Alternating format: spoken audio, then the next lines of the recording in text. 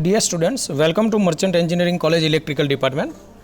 We discuss about the switchgear and protection subjects આપણા 7th semester. Okay, અને chapter 2 ચાલી રહ્યું છે ઓવરકરન્ટ પ્રોટેક્શન ઓફ ટ્રાન્સમિશન લાઇન.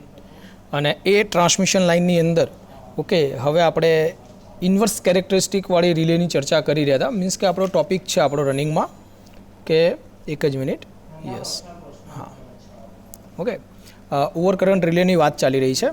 અને એમાં આપણે આગળ ઇન્સ્ટન્ટેનિયસ ઓવરકરન્ટ રિલેની ચર્ચા કરી લીધી છે. ઇન્સ્ટન્ટેનિયસ ઓવરકરન્ટ રિલે, એના પછી ડિફાઇનાઇટ ટાઈમ ઓવરકરન્ટ રિલે અને inverse time ઓવરકરન્ટ relay.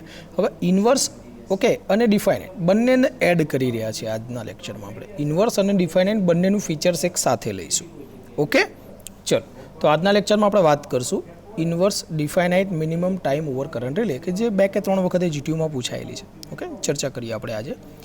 This relay have combining characteristic મેં વાત કરીએ મીન્સ કે એને minimum time and inverse time બંને કેરેક્ટરિસ્ટિક છે એના જોડે. This relay have the combining characteristic type of the minimum time and inverse time and it has inverse time current characteristic at the lower value of the fault current.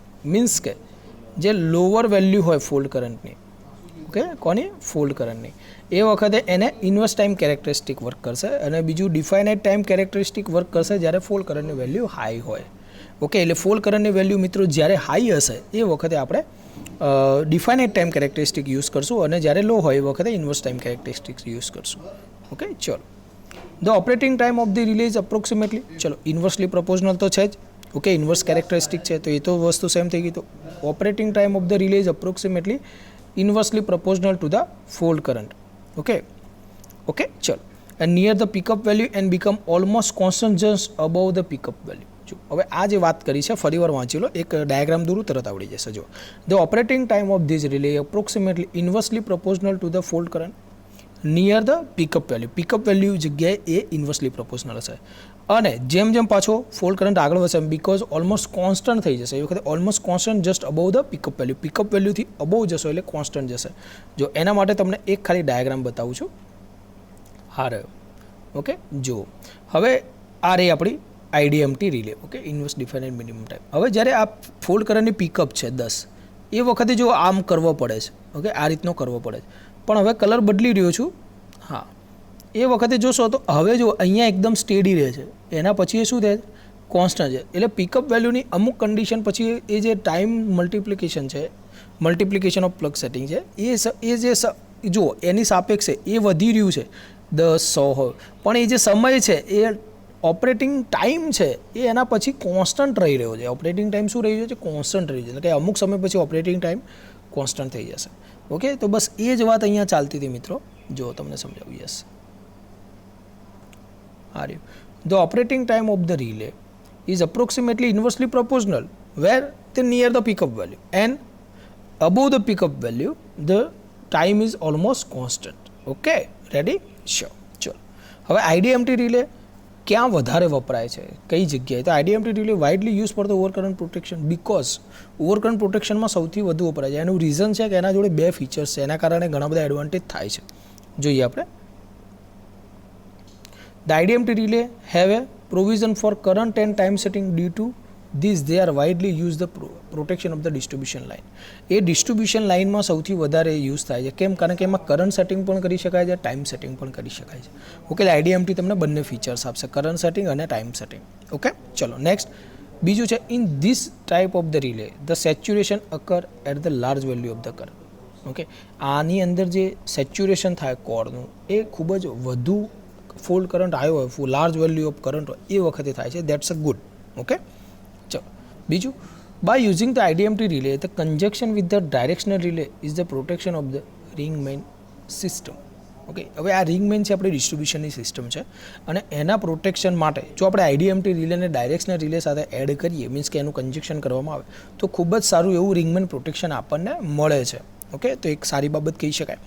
બીજું, once the system set correctly the discrimination is possible. હવે આ જે system છે directional અને આઈડીએમટીનું conjunction જે છે એ જ્યારે પણ આપણે સેટ કરીએ ત્યારે આપણને ડિસ્ક્રિમિનેશન મળી શકે છે. ડિસ્ક્રિમિનેશન એ શું કે જે ફોલ્ટ થયો હોય, જે પાર્ટમાં ફોલ્ટ થયો હોય એ જ ભાગ દૂર કરવો. Okay once the system is set correctly the discrimination is possible. હવે ડિસ્ક્રિમિનેશન શું છે તો જો so the nearest relay of the fault fault operate means કે નજીકની જે રિલે ઓપરેટ હોય અને નાનામાં નાનો ભાગ આઇસોલેટ કરે. સિસ્ટમમાં જે ફોલ્ટ છે એટલો જ બહુ નાનામાં નાનો ભાગ ચેક કરે કે ભાઈ આટલામાં જ ફોલ્ટ છે, એને નીકાળી શકે. આખી લાઇન પછી નીકાળી દે તો કોઈ મતલબ નથી. મીન્સ કે smallest possible section shortest line ટાઈમમાં નીકાળી શકતી હોવી જોઈએ. તમને ખ્યાલ આવ્યો આ સ્મોલેસ્ટ પોસિબલ સેક્શન શું છે?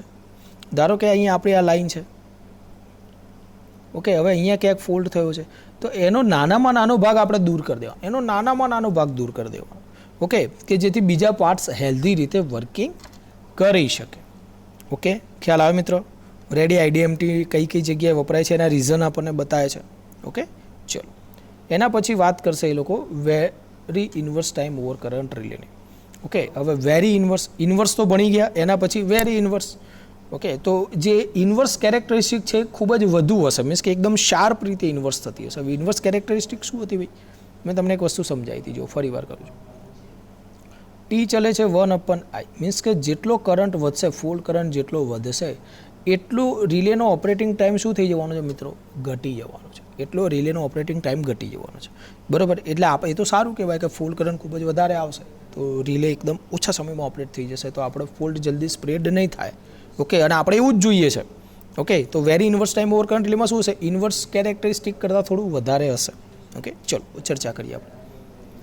This relay give more inverse characteristic than plain inverse, એટલે કે એકલી ઇન્વર્સ કેરેક્ટરિસ્ટિક વાળી, અથવા તો આઈડીએમટી રિલે કરતાં પણ આની ઇન્વર્સ કેરેક્ટરિસ્ટિક વધારે છે.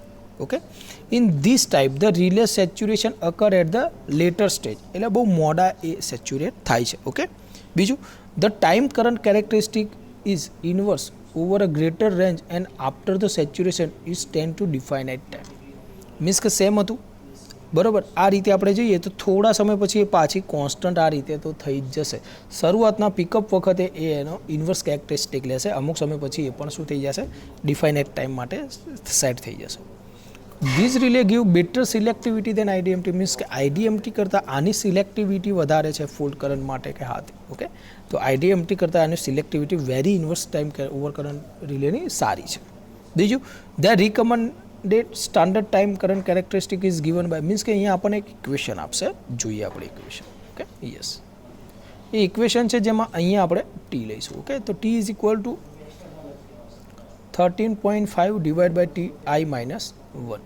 ઓકે, અહીંયા ટી લઈશું આપણે, તમારા બુકમાં ભૂલથી ત્યાં આઈ આપેલો છે. ઓકે, એટલે ટી અને આઈ એકબીજાના ઇન્વર્સલી પ્રપોઝનલ છે.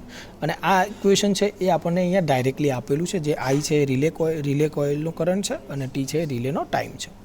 ઓકે, તો જસ્ટ આપણે યાદ રાખી શકીએ. ચલો, these are the recommend for the case where there is a substantial reduction of the fault current as the distance from the power source increase. Okay, હવે જુઓ અહીંયા શું કહેવા માગે છે. આ રિલે છે જે વેરી ઇન્વર્સ રિલે છે એ કઈ જગ્યાએ આપણે રિકમેન્ડેડ કરી શકીએ?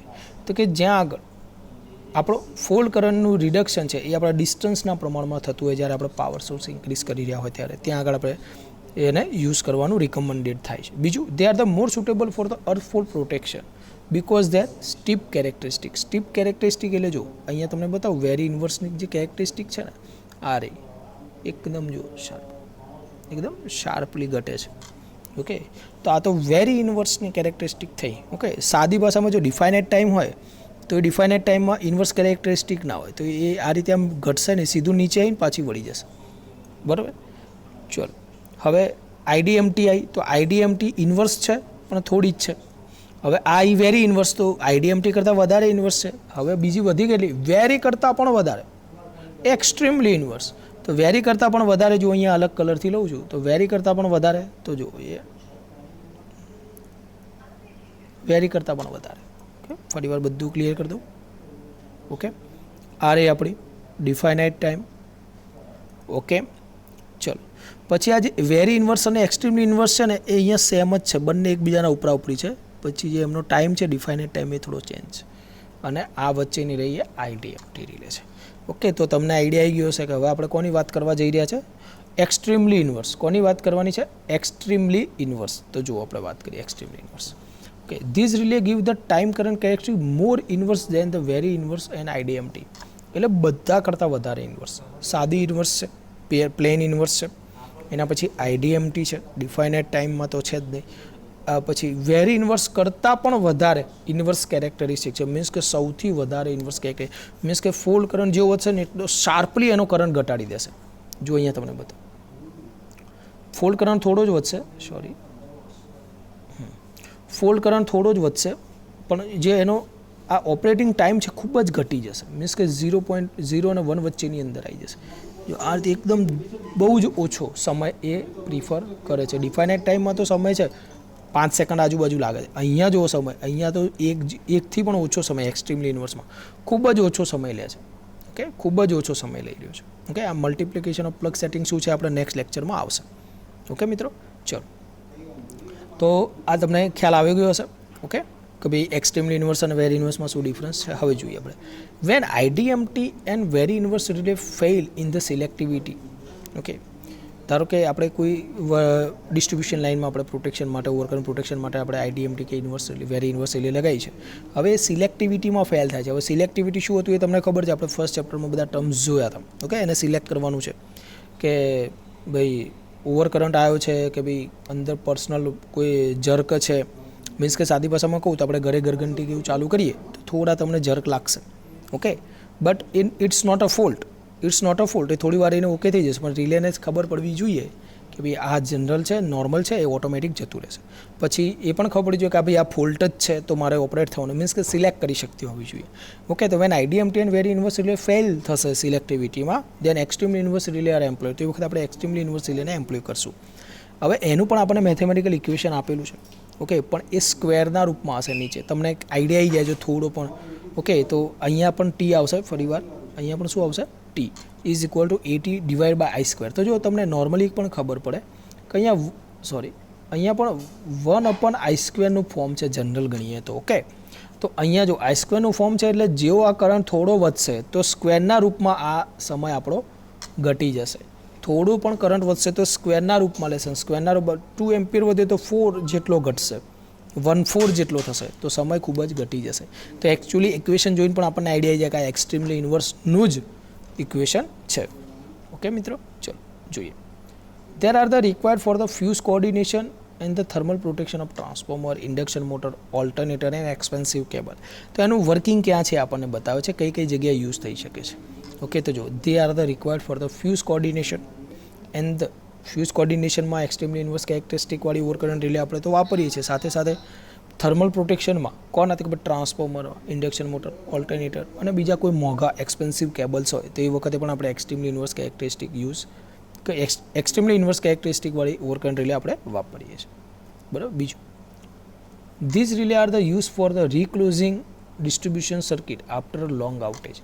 કોઈ મોટા આઉટેજ મીન્સ કે કોઈ મોટો ફોલ્ટ આવ્યો હોય અને ઘણા સમય એનું વર્કિંગમાં લાગ્યા હોય અને હવે આપણે એને ઓપન કરવી છે અને ઓકે કરી રીતે રીક્લોઝિંગ કરવી છે તો એ વખતે આપણે આ રિલે યુઝ કરીએ છીએ. ઓકે, અને also use for the load restoration purpose. લોડનું રિસ્ટોરેશન કરવાનું હોય એ પર્પઝ વખતે પણ આપણે એક્સ્ટ્રીમલી ઇન્વર્સવાળી કેરેક્ટરિસ્ટિક યુઝ કરતા હોય. આ લોડ રિસ્ટોરેશન છે એટલે લોડને પાછો લેવાનો. બીજો એક શબ્દ આવે છે લોડ શેડિંગ, એ એક્ઝેક્ટ આનાથી અપોઝિટ છે. લોડ શેડિંગ એટલે ધારો કે મારી સિસ્ટમ ઉપર લોડ વધી ગયો છે અને we have not the proper generation. Okay, હવે આપણા જનરેશન નથી એટલે એના કરતાં પણ વધારે લોડ છે તો આપણે લોડ શેડિંગ કરીએ છીએ કે જેમાં આપણે લોડને બંધ કરીએ છીએ.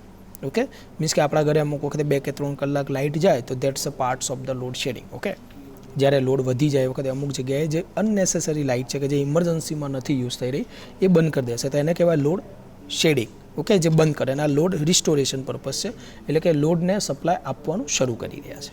ઓકે, ચલો. The time characteristics of the different types of overcurrent relay જે આપણે ફિગરમાં જોઈએ એ જ બતાવી રહી છે કે 2.14માં આપણી ફિગર છે.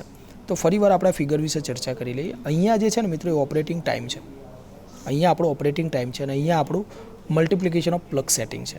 ઓકે, મીન્સ કે આપણે એને તમે કરંટની રૂપે લઈ શકો. ઓકે, ચલો. હવે ડિફાઇનાઇટ ટાઈમ હોય તો ફિક્સ જ ભાઈ આટલો સમય થશે ઓપરેટ થવાનો, તો એ તો પતી ગયું. એના કરતાં વધારે પિકઅપ જશે તો પછી ફિક્સ થઈ જશે. હવે એના પછી આવશે આપણી આઈડીએમટી. તો આઈડીએમટી રિલે જોઈ લો તમે. આઈડીએમટી રિલે પણ આ રહી કે જે પિકઅપ વખતે ઇન્વર્સ કેરેક્ટરિસ્ટિક લે છે એના પછી શું થઈ જાય છે, સ્ટેડી થઈ જાય છે. ઓકે, અને એ આઈડીએમટી શું છે મિત્રો, આઈડીએમટી શું છે આપણી ડિફાઇનાઇટ ટાઈમ અને ઇન્વર્સ ટાઈમ બંનેનું શું છે કોમ્બિનેશન છે. ડિફાઇનાઇટ અને આઈડીએમટી શું છે બંનેનું કોમ્બિનેશન છે. એના પછી વેરી ઇન્વર્સ, અને વેરી ઇન્વર્સ કરતાં પણ એના વધારે ફીચર્સ છે તો એ છે આપણું એક્સ્ટ્રીમલી ઇન્વર્સ. શું છે, એક્સ્ટ્રીમલી ઇન્વર્સ.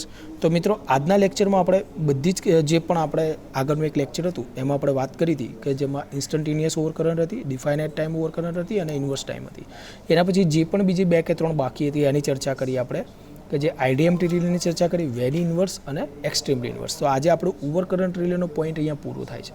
ઓકે, એના પછી નેક્સ્ટ લેક્ચરમાં આપણે ટાઈમ સેટિંગ અને કરંટ સેટિંગ વિશે પણ ચર્ચા કરીશું.